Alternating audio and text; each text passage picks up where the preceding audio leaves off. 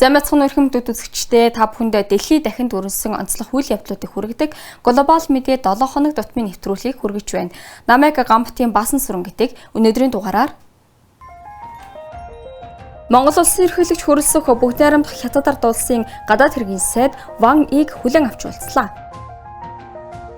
Франц улс 2006 онд хууль бусаар гаргасан үлэг гөрөвлийн олдвруудыг Монгол улсад буцаан хүлээн өглөө. Улаанбаатар хотноо Евразийн үн төвийн хамгаалагчид чууллаа. Монголын нийслэлд Оросын өдрийг тэмдэглэлээ. Энхийн төлөө бөлөв үйлдэв Тэнгэр 2026 фестивал боллоо.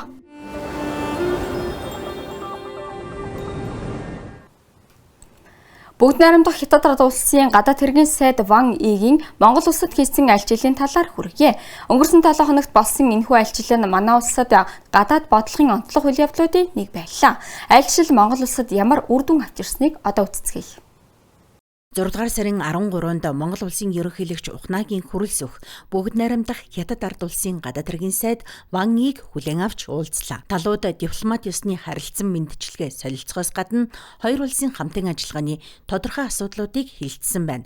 Тухайлбал худалдааны эргэлтийг 20 тэрбум Америк долларт хүргэх, хэлийн бомбуудын нэвтрүүлэх хүчин чадлыг нэмэгдүүлэх, Монголын бараа бүтээгдэхүүний экспортыг өсгөх, мөн тээвэр, эрчим хүч, ногоон эдийн засгийн салбарын хамтын ажиллагааг өргөжүүлэх талаар санал солилцжээ. Ван И Монголд альчлах үеэр Монгол улсын гадаад харилцааны сайд Батмөнхийн Батцэг болон ерөнхий сайд Нямочрын учралтай мөн уулзсан юм. Ерөнхий сайд учрал энэ үеэр Монгол улс нэг Хятад бодлогыг тууштай дэмжиж байгааг дахин нотлоллоо. Түүнчлэн Ван И төв цэвэрлэх байгууламжийн нээлтийн ажиллагаанд оролцсон байна. Учир нь уг байгууламжийг бүгд найрамдах Хятад ард улсын компаниуд барьж байгуулжээ. Энэхүү төсөл нь Улаанбаатар хотын экологийн тэнцвэрийг хангах, иргэдийн амьдралын чанарыг сайжруулахад онцгой ач холбогдолтой юм.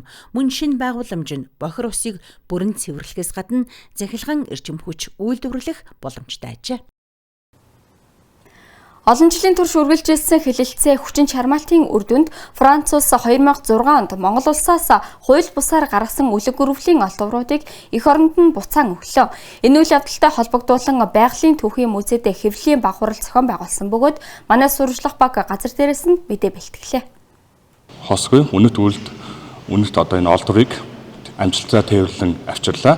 Манай улс үлэг гөрөвлийн олдвроор дэлхийд танигдсан үлэг гөрөвлийн үлгийн нутагчиж улс орнууд үздэг. Харин өнөө цэг зарим иргэд эдгээр үнэт олдврыг хууль бусаар хил давуулан амиалахад л тасрахгүй байна.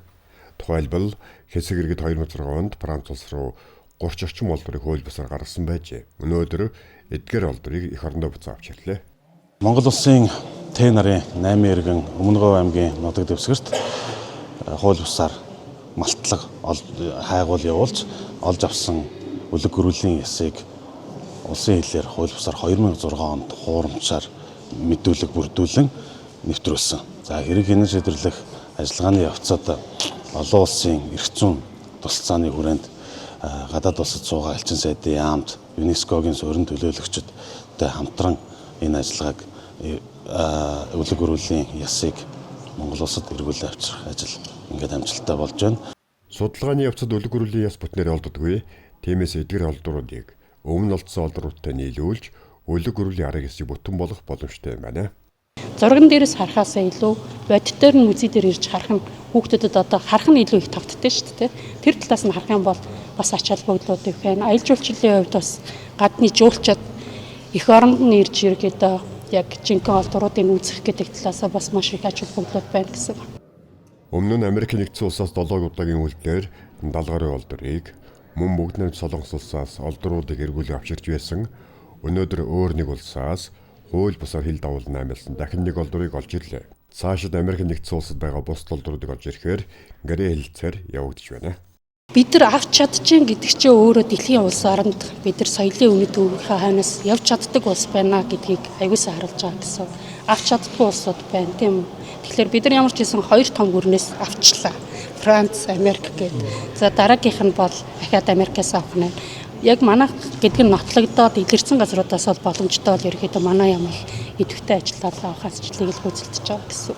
Эдгээр үзмэрээр гэртээ тавтай морил буюу Welcome to Home нэртэй үзэсгэлэн дэглэхээр төлөвлөж байна. Ингэхдээ өмнө нь Америк нэгдсэн улсаас буцаа авч ирсэн олдвруудыг нийлүүлэн үзүүлэн гэлээ. Соёлын үн төвийг эх оронд нь буцан авчрах асуудал мягмар гарагт болсон Евразийн музейн форумын гол сэдвүүдийн нэг байв. Манай сурвалжлах баг форумын оролцогчдоос авсан ярилцлагыг одоо хүргье.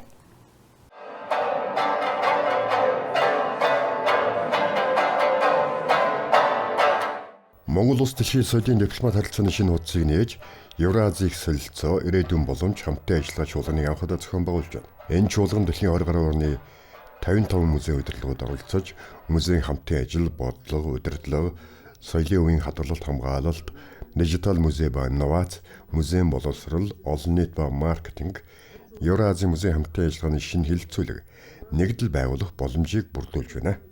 Чингис хааны музей байгуулагдсанараа бол соёлын харилцааг Монгол улсын зөөлөн өршний бодлогыг гайхамшигтай сайхан хэрэгжүүлж байгаа.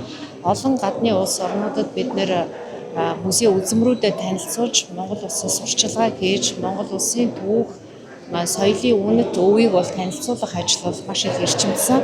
За одоо Монгол улсын ерөнхийлөгчийн төрийн айлчлал буюу гадаад улс орнуудад хийж байгаа төрийн айлчлалын нэг бүрэлдэхүүн хэсэг нь бол яалтчгүй соёлын харилцаа. Энэ дундаа одоо музей үзмрүүдэд гадны улс орнуудад танилцуулснаар улс төр эдийн засгийн харилцаан дээр нэмэгдээд соёлын харилцаагаараа дамжуулж Монгол улсын сурчлагыг одоо хийдэг ийм одоо жишг тогтоогод байгаа. Чингис хаан үндэсний музейгээс чуулганы зохион байгуулалт манлайлал үзүүлж, олон улсын музейд шин шатанд хамтарч ажиллах, шинэ гарцыг нээж заашлаад Евразийн музейний хамтын ажиллагаанд идэвхтэй ажиллах, бус нутгийн хэмжээнд хамтарсан үйл ажиллагаа идэвхжүүлэх, орон зайг бүрдүүлж шинэ боломжийг нээж өгч байна. Евразийн орнуудын түүх Монголын эзэнт гүрний түүхтээс алшгүй холбоотой байдаг. Тийм дээш эдгээр улсуудын музейд Монголын түүхийн дурсгалууд олноор хадгалж байгаа. Эдгээр үзмрийг буцааж авч ирэх боломж байгаа эсэх талаар. Энэ бол дараагийн асуудал. Тий. Ер нь бол гадна байгаа дурсгалуудын гарал үүсийг судлах хэрэгтэй. Тий. Судалж байж одоо энэ асуудал тавигдана. Түүнээс биш шууд одоо манай юм гэж болохгүй шүү дээ. Ил хаантын юм Алтан ордны олдсон дурсгалууд чинь Монголын биш шүү дээ. Тэр улстай байгаа. Тэгэхээр тэндээс олдсон дурсгалуудыг бид нэр жишээлбэл Ил хаантын Францын хаанд бичсэн захиаг Монголын юм гэж болохгүй шүү дээ. Тэгээ Монголын хааны захиа Францад хадгалагдаж байна. Харин Оросын улбаны улсын Санкт-Петербург хотын Эрмитаж музейн дэд захирал Алексей Богданов хууль эрх зүйн орчин бүрдвэл Монголын түүхтэй холбоотой дурсгалуудыг буцаа өгөх боломжтой гэсэн юм а. Я думаю, что такая возможность есть, но это Боломжтой гэж бодож байна. Үүний тулд хууль эрх зүйн орчныг бүрдүүлэх хэрэгтэй. Баталгаа зөвшөөрөл гихчлэн олон бичиг баримт бүрдүүлэх тул тийм амархан шийдэгдэхгүй. Цаг хугацаа их орно. Мөн тэрээр энэхүү чуулганыг маш сайн зохион байгуулж байгаа Монголын талд баярлалаа гэд чуулганаар хэлцэх олон илтгэлүүд оролцогч бүрт хэрэгтэй мэдээлэл өгнө гэж найдаж байна гэлээ. Чуулганы төгсгөл Евразийн музейн удирдлагууд Монголын эзэнт гүрний нийслэл хар хором хот, Эрдэнэзуу, Уугарын хаант улс, Төргийн хаант улсын өв дурсгал, нүүдлийн ахуйн соёл болон бусад музейнуудтай танилцсан юм а. Өнгөрсөн 7 хоногийн эцэст манай хурш Оросын холбооны улсын хамгийн чухал баяруудын нэг болох Оросын өдөр тохиолоо. Энэ баярыг Улаанбаатар хотод ч мөн тэмдэглэсэн юм. Дэлгэрэнгүй дараах сурвалжлагаас үзээрэй. Министерство внутренних дел России. Өнөөдөр Орос орнд даяар төтөөвий дэлхийн зарим улс оронд Оросын албаны улсын төрийн баяр буюу Оросын өдрийг тэмдэглэн өнгөрүүлж байна. Улаанбаатар дахь Русский дом буюу хуучнаар Оросын шинжилгээ соёлын төв уг баярыг Монгол амт нөхдийн хамтаар тэмдэглэн өнгөрүүллээ. Энэ үеэр Оросын нийт шатарчин Сергей Корякны нэрнжид нүүргүү хүү шатрын клубын нээлт боллоо. Монгол улсад одоо үйл ажиллагаа явуулдаг Оросын албаны улсын боловсрол шинжлэх ухаан соёлын төвийн энэ арга хэмжээ бол одоо бас их сайхан арга хэмжээ болж байна. Манай Монгол улсын тусгаар тогтнол бүр ирэхэд байдал бас Оросын албаны улстай бас холбоотой. Тийм учраас бид нэр одоо энд бол бас их хүндэтгэлтэй хандж ирдэг. Орос орн бол угаасаа шатрын орн.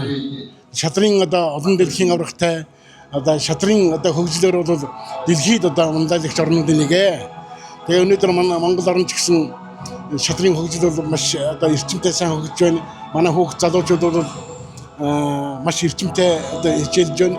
Энэтэй одоо уялдуулаад энэ шатрын клуб энд нэгж байгаа явдал би туйлын их баяртай байна. Оросын шинжилгээ ухаан соёлын төвд нь супер их мастер Сергей Корякны шатрын клуб нэгдэж байгаа маань олон улсын хүмүүнлэгийн харилцаа холбоог бэхжүүлэх. За тэгээд спортын одоо хөгжилд маш өндөр хувь нэмэр оруулах. За тэгээд соёлыг түгээх маш чухал үйл явдал болж байна. Нүүргөөхөө шатрын клуб нь дэлхийн улс орнууд дахь Русский Домууд дахь шатрын дипломат харилцаа олон улсын төслийн нэг хэсэг юм. Төслийг Россотрудничество агентлаг, Сэрэг Кракны шатрын клубуд, Москва мужийн шатрын холбоо болон Монголын шатрын холбоо хамтран хэрэгжүүлж байна. Жанчударч Баттар, Сэргээ Тучко, Продюсер Малма, Ice Global. Өнгөрсөн амралтын өдрүүдэд дэлхийн олон орны бөөнөр Улаанбаатар хотын ойролцоо цугларлаа.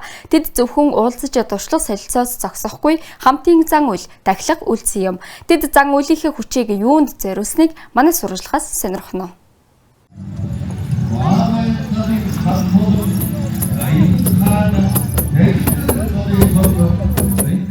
Аялал жуулчлалын Чингисийн хүрээ цогцлбор жаргалантын аманд байрладаг. Энэ бол Монголын нийслэлийн орчим орших үзэсгэлэнтэй газруудын нэг. Эртний уулсаар хүрээлсэн энэ хүндийд ертөнцийг донслогч Чингис хааны хөшөөний дэргэд өнгөрсөн амралтын өдрүүдэд Тэнгэр 2026 дэлхийн бөөгийн наадам боллоо.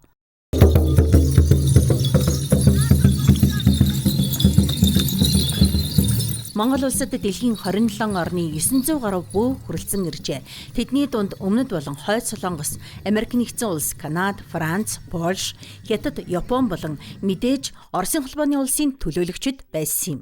Так, вообще-то здесь уже второй раз фестиваль проходит. Бид Бурайдаас ирлээ. Энэ фестивальд 2 дахь оролцож байна. Зохион байгуулалт сайтай, сэтгэл хангалуун байна. Энд бидний олон танил, найз нөхөд бий. Өрсөнд маш их баяртай байна. Сэтгэл үнэхээр сайхан байна. Наадмын үеэр Тунгуус, Тува, Саам, Анд, Солонгос зэрэг олон уламжлалт бөөгийн зан үйлийг үзүүллээ. Зочид мөн Монголын үндэсний спорт болох бөөх сур харваа, хурдан морины уралдааныг үзэж сонирхон заримд нь оролцох боломжтой байсан юм.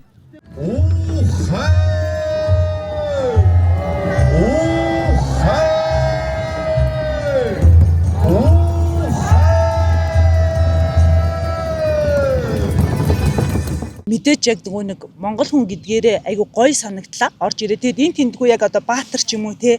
Би бол одоо нэг 90-ад оны хүүхд болохоор ийм зүйл харж байгаагүй. Яг тэгэл тэр дээр үеийнхаа яснашлыг харахаар их гоё санагдлаа. Тэгээд яг энэ боломжийг ашиглаад хүүхдүүдтэй ч гэсэн яг Монголд ийм уламжлал байдгийн шүү. Бөөгийн шашин гэж нэг одоо ийм хүн байдаг гэдэг манай хүүхдэд амьдар үзэж байгаагүй болохоор уг нь танилцуулъя гэдээ ирсэн юм аа.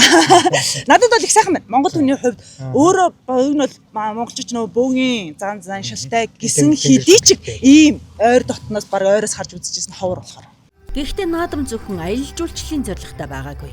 Хөтөлбөрт хамтарсан өглөөний өмөргөл шөнийн тэнгэрийн дор галын ёслолууд багтжээ.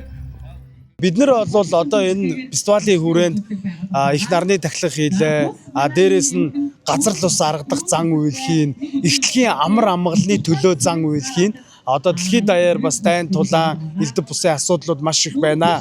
Тийм учраас бид нэр эхтлэгийн амар амгалны төлөө бас залбирал үйлдэж зан үйлхийн.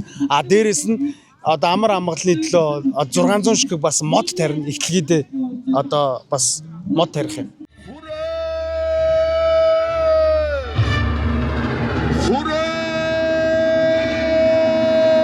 Сэргээ Тучков, Алтан гэрэл Жанчив, Ice Global.